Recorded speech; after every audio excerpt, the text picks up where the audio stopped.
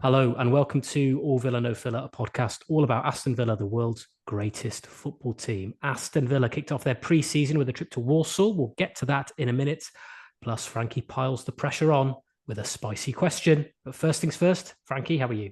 Well, George, I'm in absolute raptures about what's going on at Aston Villa at the moment with these transfers. My It's starting to goodness. simmer, isn't it? Now What is this? boiling away there. Incredible. It's boiling hotter than our spicy questions, George. It's unbelievable.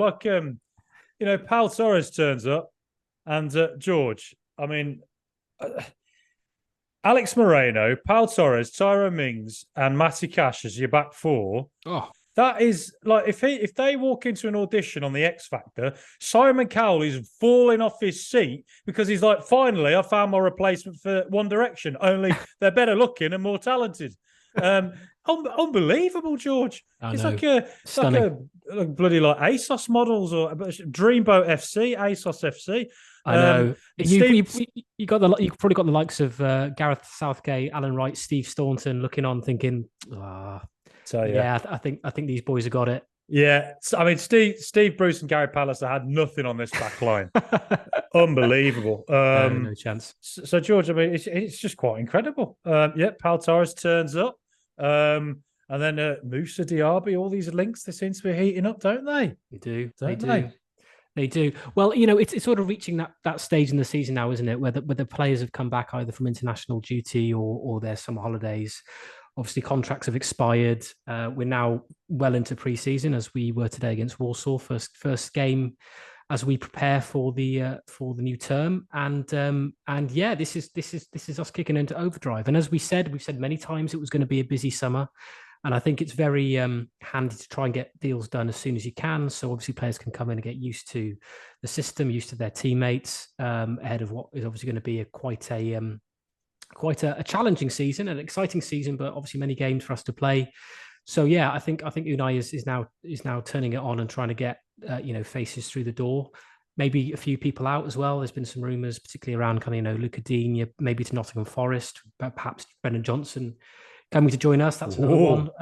But we'll get into all that in a moment. But I think first of all we need to talk about the game today. As I say, Frankie, it was the first pre-season game of the new season. The classic, the annual trip to the Bescot to face Walsall. It finished 1-1. Of course, the result is not important. It's about getting minutes in the legs of all Villa's players. They all played today. What did you make of the performances and how you saw it all unfurl? 1-1 with Walsall, Emery out. That's what I would say. Get him gone. Get him gone. He's been found out, hasn't he? He's been found out. Get rid of Monchi. What's the point? Just get rid of all of them. Steven Gerrard, come back. All is forgiven. Yeah. Stevie, big bollocks, bring him back. No, of course. Speaking of CBG, if I could just draw your attention to that video. Did you see it? Yeah. You're gonna want it. Go on. There's no communication. Yeah, they don't understand what you're saying, mate. Dear. No. Scream out. Knock it long. No. I can't believe he was our manager. I cannot believe he was our manager. I know. Let's move on. We're getting angry now. Let's move on. Just had to vent. I love venting about that period. It's just quite fun. It's getting quite fun now. But look, yes, the Walsall game. As you say, the result doesn't matter. Mainly about the fitness. I thought it started off where Walsall sat deep. Generally, so Villa kind of surprised me a little bit with how long they went. It was quite direct. Diego Carlos seemed to do that quite a bit. And he did that against Wolves as well, actually. He likes a long diagonal ball, Diego Carlos, considering we haven't really seen much of him. Yeah. So I don't love a long diagonal ball. It's not something that'd be in my repertoire, I think. But it seemed to be a bit of that. I thought the back four was sort of solid enough. Villa didn't really wake up until the goal when we conceded, and it was a shame for Josh Feeney. It felt like he got his legs tangled up a little bit caught off, but just off balance and came out. Walsall player scores. Feeney actually, he's very highly rated, England captain. I think he's probably going to get a loan this season, and I think he actually had a couple of quite nice moments. On the ball, he was quite good, I thought, and he sort of blocked a few, attempts through on goal from the Walsall team. So I thought he'd actually looked okay. Just a shame that happened, but it kind of woke Villa up a little bit. And Douglas Luiz, mate, he's been absolutely quality under Unai Emery, and it felt like the goal kind of annoyed him a bit, and so he went up a level. And boy, oh boy, did he go up a level! Just even in like the first preseason game of the season, you just see the quality of players sometimes, don't you? That are a level above. Yeah. Douglas Luiz is that. It's almost like they're fresh off the beach. They've still got the taste of that pina colada they just had in Mykonos on them. Wherever it is the footballers hang out. They've got the sand, they're wiping the sand off their shoulders, getting the water out the ears. So it felt a little bit like that to start with. And I think Douglas Luiz took control of it a bit. Jaden Philogene got into it and showed some really nice moments. He's done well at Cardiff. So who knows? Maybe he'll stick around. Maybe he could be a project for Unai Emery. It's very difficult to break through into the Premier League. Very difficult to get too many opportunities when the competition's there. But he's, a player who has had Premier League experience. He's had good experience in the Championship. So who's to say he might not stick around and, do something this season with Villa? We'll see more of him this pre-season for sure. He did nicely to win the penalty, taking on a few players. Other than that, Watkins dispatching the ball nicely from the penalty. Hopefully he's been working on that in training because if he's our regular penalty taker, I don't always feel confidence with him when he's stepping up for the penalty. But if he can be the regular penalty taker and if he can score regularly, that's 5 extra goals, 6 extra goals a season potentially. That might just take him over the 20-goal mark. And then second half, Villa really took control. I thought Buendia got more into it as the space opened up.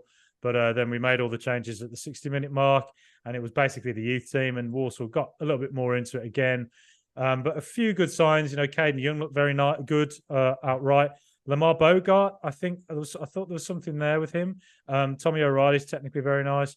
But Bogart, I think his distribution was really good, and Warsaw didn't really get much out of him. So he's one I'm interested to keep an eye on because Villa haven't yet bought that backup right back, have we?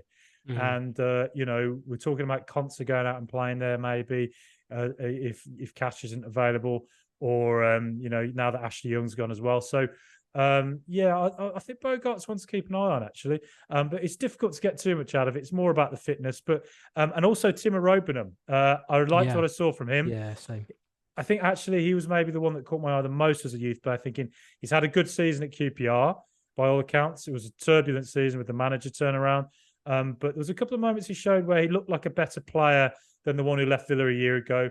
Got the ball, Warsaw players approached him and he was willing to go at them, take it past them, drive forward, which I thought that was quite nice to see at his age as well, very young. So he's one again to keep an eye on, I think, in this pre-season. A couple of these guys are going to stick around this season. A lot of them are going to go on loan, but I think Robenham's one to certainly keep an eye on. But solid enough. 1-1. Emery out. What did you think, George?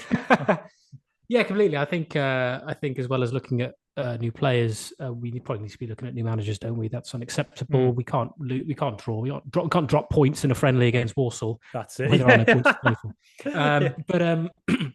But yeah, I mean, for me, the excitement is obviously always seeing Villa kind of have that first pre-season match because that the new campaign's not too far away now. They're in their new shirt, the new badge, all the rest of it. It's always good to see, and it's always exciting to see the youth players sort of play in pre-season because that's really the only time where you see them play sort of quite regularly. You see them playing a few games in pre-season, and then obviously they're either moved out on loan or they carry on their sort of development at under 21 level.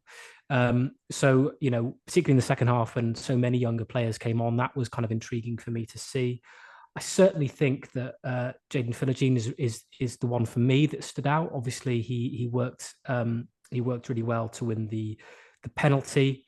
He did I think he at the moment, I know we're looking at players and Diaby could potentially come in and take that sort of role and offer this sort of attribute. But Philogene is really good at taking players on, and he's got something that we currently lack, which is pace. on that side of the pitch. And I think, he showed flashes of that against Walsall. And, as we saw with Jackson at Villarreal, he sort of he came from nowhere. He spent a season on loan in the second division of Spanish football. Came back, Emery started playing him in the first team, and now he's obviously secured a move to Chelsea because he finished the season so well in Spain. So maybe Philogene could be that player where he could surprise us. He could make a few more first opportunities. He might keep him at Villa Park rather than send him back out on loan. But I do agree with you that the vast majority of the players that we saw today will probably be moved on, at least on a temporary basis, just to see how they compete in the Football League. Totally agree with you on Bogard. I think he looks like a player with real potential. O'Reilly as well, technically really good. He kind of reminds me a little bit of sort of Callum O'Hare that we had a few years ago, who's doing well with Coventry. Yeah, Barry Bannon, something like that as well. Yeah, absolutely. So yeah, that was good. The lesser spotted Morgan Sanson. It was interesting to see him back in a Villa kit. I wouldn't expect to see him remain at the club beyond the transfer window. I think he's probably going to be angling for a move.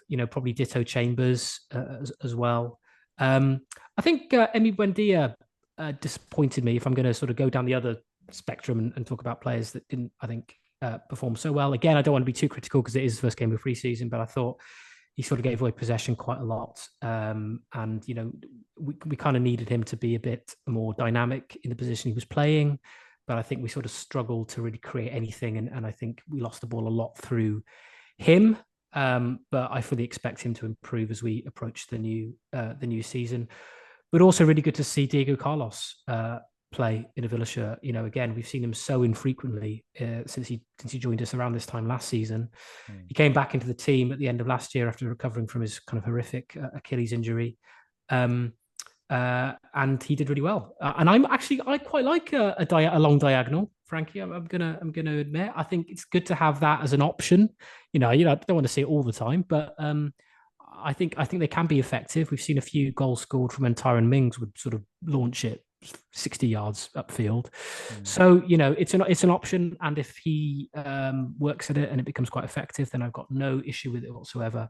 And Watkins, if he's on penalty duty, he's going straight into my FPL team because I think if he is on penalty duty, I think he will score 20 goals this season. Okay, that's a big shout. That's my bet for the season. Oh, well, there were a few things I enjoyed. I like that Walsall had a trialist A, trialist B, trialist C, trialist D. Big day for the trialist family. I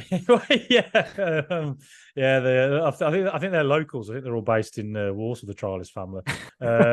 And then I also enjoyed before the game that Villa were warming up. The camera was on them, and then Walsall just walked out and were like keep lining up as if like the Champions League music was playing, and Villa like noticed and all sprinted off the pitch. Got to get our kit on. Came out of Walsall, are just there like warming up, ready to go, just ready to play on. And that was quite funny, I thought.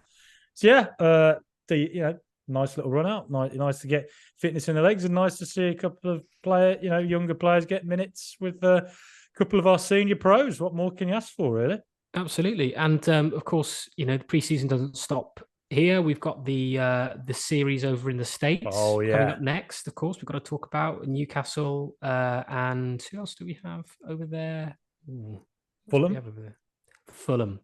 So that'll be interesting. It'll be interesting to see who's on the flight. I think that will tell us a lot, obviously, about who Emery wants to keep. And also, I think he'll probably be keen to wrap up. I mean, either Diaby or someone else. So they're ready to join us at the very least over in the States to play in that. And then we've got a really exciting game back at the Bescot against Lazio. Lazio at the Bescot. Never thought I'd say that. I know. But that should be an interesting one as well. And then we get going the new season. I can't wait for those Lazio players to get into the dressing rooms at Warsaw. There's just the confusion. This like no one tells them this is not Villa Stadium. Yeah, exactly. Ciro Immobile is sort of scratching his head as he's sort of looking around on the benches. Yeah. The long and storied friendship between George and me could be in crisis as I ask this, the spicy question. And today, George, I'm playing the role of Nassef Sawiris and Wes Edens. So Villa would probably go bankrupt within one day if that were the case. But I've given you 100 million quid to spend. Massive mistake giving it to you as well. Mistake. What positions do you blow the money on? Well, I think it's kind of obvious. I think once again we're probably going to agree here on the spicy question. More of a mild salsa than anything else. I think these spicy questions we always agree on it. But I think it's got to be a bit of width. Get some decent wingers in. I think even today it showed, it was quite evident that we lacked a bit of creativity, a bit of spark on the wings. Apart from that one moment where obviously Philogene created a bit of magic and then went down in the box to secure a penalty. But yeah, that's the area we need to focus on now. And obviously TRB does seem to be the likely player to come in and occupy that position on the wing. Whether he rivals Bailey or whether he plays with Bailey on either flank, we'll see about that. Obviously, Ramsey's injured, a player who would play out there as well. He often sort of drifts into, but another player who's injured and out of the reckoning for the time being. So that I think it makes it even more pressing that we look at that area of the field. And I think that the RB signing really interests me. I'm really intrigued. There have been people that have been very critical of Leon Bailey. I think some of it is fair criticism. I think another part of it is a bit unfortunate. He's been out with injury quite frequently, which has been sad to see. And then little bits, a lot kind of loss of form and stuff. It does happen. So if he doesn't go this season or during the transfer window, it could be a big season for Leon Bailey at Villa. Kind of the last chance really to try and secure a place in the side. They're both from Leverkusen, aren't they, as well? DRB and they play together. And, Bailey, they play together. So maybe that could factor into Emery's thinking. Who knows? DRB was at PSG as well when Emery was there, so he does know him from his previous roles as a manager in Ligue 1. So that's quite an interesting angle as well.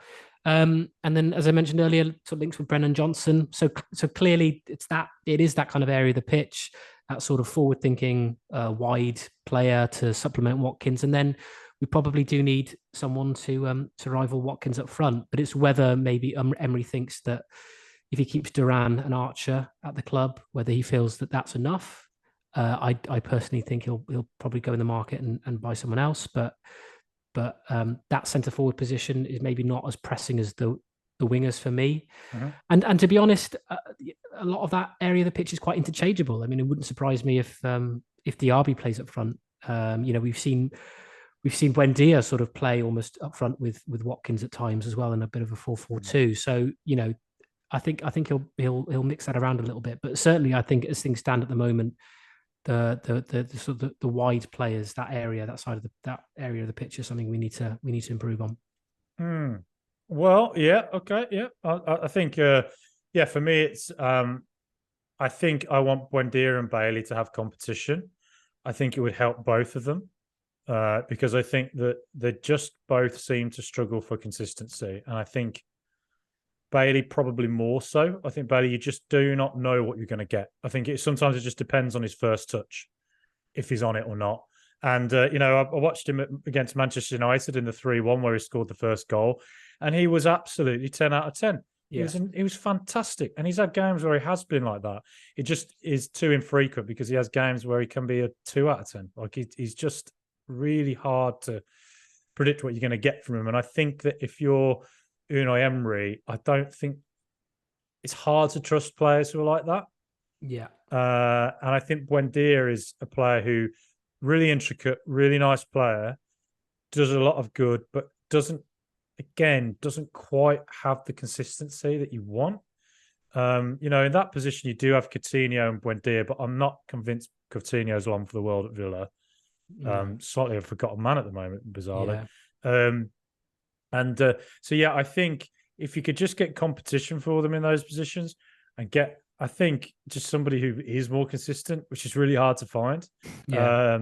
But if you could, then that'd be great. And I think if it's Diaby, if that does go through, and I talked to Max Merrill this week, Bayer Leverkusen supporter himself. He's a Bundesliga expert, football journalist out in Germany, and he told me, that Diaby, he thinks he's a better player than Bailey. He thinks that Diaby, he's surprised that Champions League clubs, aren't going after him right now. And he says that his best position is right wing, cutting in. But he can also play on the left, and he can also play sort of centrally. So he might end up playing off Watkins. He has that option, and playing on the right where sort of Bailey plays. But also, if Brennan Johnson, those links as well seem to be very strong. If you had the two of them come in, somebody's got to go. You'd think. I mean, Sportsmail have reported twice that Leon Bailey's available for transfer. I do imagine if those two if Diaby and Johnson ended up coming in, I could see Bailey going if a decent fee comes in for him. That's not to say that I've given up on the guy. I just think, financial realities talk, don't they? So, yeah, I think in those two positions for me are the two that I think I'd like to see just a bit more, consistency. Charles de Ketelaere as well, AC Milan, Belgian player, 23 years of age, very much in the Buendia role. He's been linked as well this week, though I'm sort of reticent to put too much belief in that one. And then I think midfield and defence were largely all right. Right back, you think you'd need a little bit more competition, but like I say, one of these youth players might just step up. It could happen, and need a backup goalkeeper. Yeah, 100% for sure. Anytime Emi Martinez isn't there, we're looking around and we're thinking, "Oh, hello." But I half expect my phone to ring when that happens. Yeah, I have seen you in goal, George.